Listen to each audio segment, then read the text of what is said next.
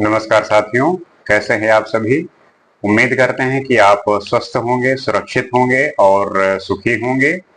जैसा कि हम चाणक्य की नीतियों के बारे में चर्चा करते हैं, बात करते हैं, उनकी नीति की गहराई को समझने का प्रयास करते हैं, क्योंकि हमारा उद्देश्य है कि हम अपने विचारों से अपनी समझ को और अपने मन की स्थिरता में एक दृढ़ता, एक समझ विकसित करें, जिससे हम अपने डिसीजन मेकिंग में और किसी भी परिस्थिति को बड़ी सरलता पूर्वक सहन कर सकें और उसको निभा सकें। इसी प्रयास में आज हम चाणक्य की कुछ और नीतियों के बारे में पढ़ेंगे और समझने का प्रयास करेंगे। तो देखते हैं, वो कहते हैं, यस्या अर्थस्य मित्राणि यस्या अर्थस्तस्य बांधवा यस्या अर्था सा पुमान लोके यस्या अर्था साचा जीवती। अर्थात संसार में जिसके पास धन है उसी के सब मित्र होते हैं, उसी के सब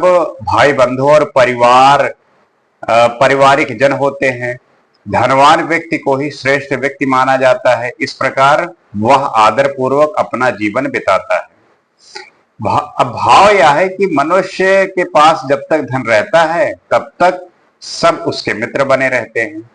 जिसके पास धन होता है उसके रिश्तेदार भी होते हैं। धनवान व्यक्ति को ही संसार में श्रेष्ठ माना जाता है और धनवान व्यक्ति का ही जीवन अर्थात निर्धन व्यक्ति निर्जीव होता है। धन में ऐसी शक्ति है, सब लोग धनवान व्यक्ति को ही अपना मित्र और पारिवारिक जन बनाना उचित समझते हैं, उसे ही श्रेष्ठ व्यक्ति माना जाता है। इसका मतलब आप समझ ही गए होंगे कि अगर आपके पास धन है तो व्यक्ति आपको पूछेगा, आपके मित्र होंगे और आपके हर एक स्थिति में वो आपके साथ खड़े होंगे।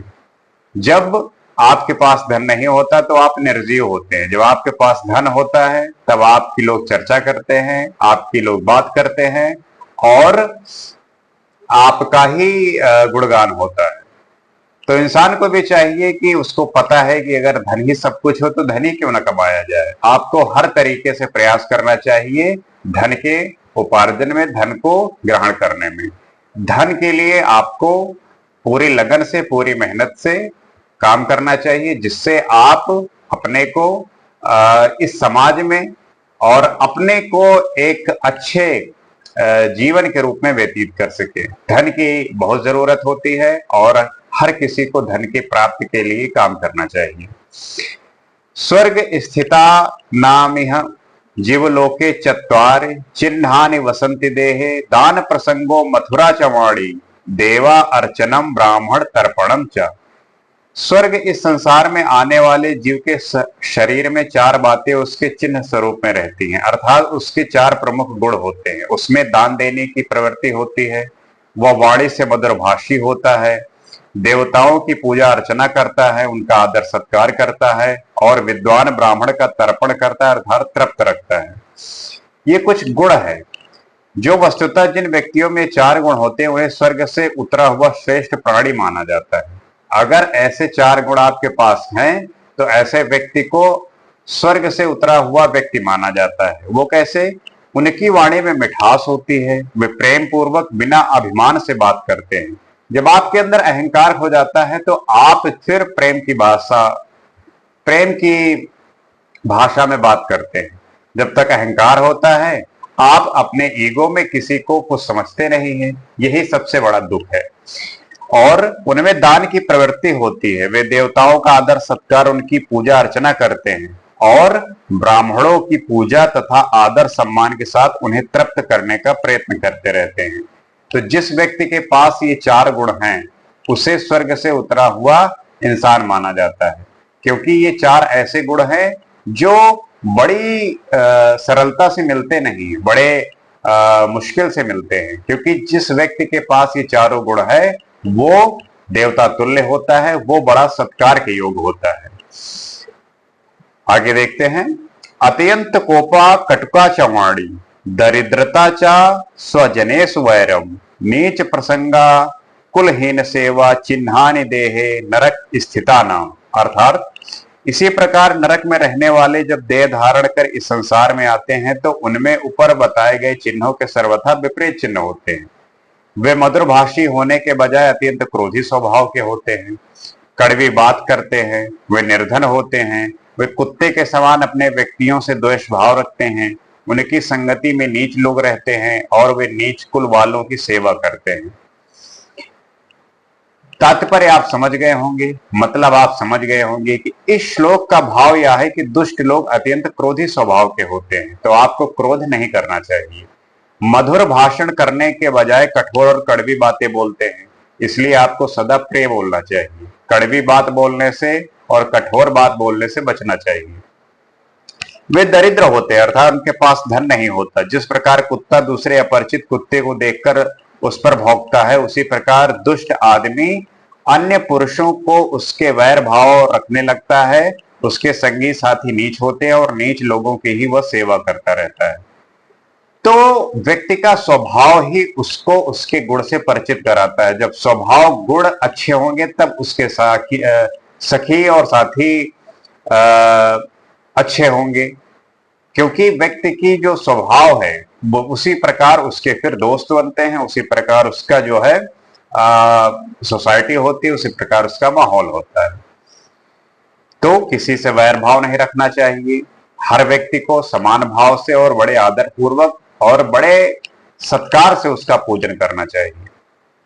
आगे देखते हैं, गम्यते यदि मृगेन्द्र मंदिरम लभन्ते करि कपोल मौक्तिकम जम्बुका अल यगते च प्राप्यते वत्स पुंस खर चर्म खंडनम। अर्थात यदि कोई मनुष्य सिंह की गुफा में पहुंच जाए तो वहां संभव है कि उसे हाथी के मस्तक का मोती प्राप्त हो जाए, और यदि कोई गीदड़ की गुफा में जाए तो वहां उसे किसी बछड़े की पूंछ का टुकड़ा अथवा गधे की खाल का टुकड़ा ही प्राप्त होगा। इस श्लोक से चाणक्य का भाव यह है कि साहसी और सूरवीर व्यक्ति की संगत से अत्यंत भय और खतरा होने पर भी रत्न तक की प्राप्ति हो सकती है, परंतु दुष्ट कायर और ठग व्यक्ति की संगति में कुछ भी हाथ नहीं लगता। तो जब आप साहसी व्यक्ति के साथ होते हैं, जब आप सूरवीर व्यक्ति के संगत में होते हैं, तब आपको अच्छा चीज प्राप्त होने का हमेशा संभावना होती है। लेकिन जब आप दुष्ट के साथ होते हैं, नीच के साथ होते हैं, then there is no possibility to get anything. ऐसा कुछ भी आपको नहीं मिलेगा जिससे आप अपने आप को अच्छा बना सके, अच्छा कर सके। तो आपको सदैव शूरवीर जो साहसी लोग हैं उनके साथ रहना चाहिए, क्योंकि सिंह के गुफा में अगर गए तो हो सकता है कि आपको हाथी के मस्तक का मोती मिल जाए, लेकिन अगर आप गीदड़ के गुफा में गए तो बछड़े की पूंछ या गधे का खाल ही मिलेगा। तात्पर्य आप समझ गए होंगे, भाव आप समझ गए होंगे। तो जो कहने का तात्पर्य यह है कि आप अपने विचारों को, अपने स्वभाव को इस योग्य बनाना है कि आपके संग साथी, आपका रहन सहन ऐसा उच्च हो, ऐसा रिच हो कि आपकी जो किसी भी चीज को प्राप्त करने की इच्छा है उसमें एक दूसरे के प्रति मदद करने का जो भाव है वो डेवलप हो सके। क्योंकि स्वार्थवश खुद के लिए किया गया कार्य वो एक पापी के समान होता है, वो पुण्यदायक नहीं होता। तो आपको अपने को इस स्तर पे ले जाना है जहां पे आपको ऐसा ज्ञान प्राप्त हो, ऐसी बुद्धि प्राप्त हो जो आप दूसरों को बांट सकें, दूसरों की मदद कर सकें। उम्मीद करते हैं कि इन विचारों को आप अपने जीवन में धारण करेंगे और इसको अपने जीवन में उतार कर इसका पालन करेंगे, क्योंकि इसी के द्वारा आपको सद्गति और सद्बुद्धि की प्राप्त होगी।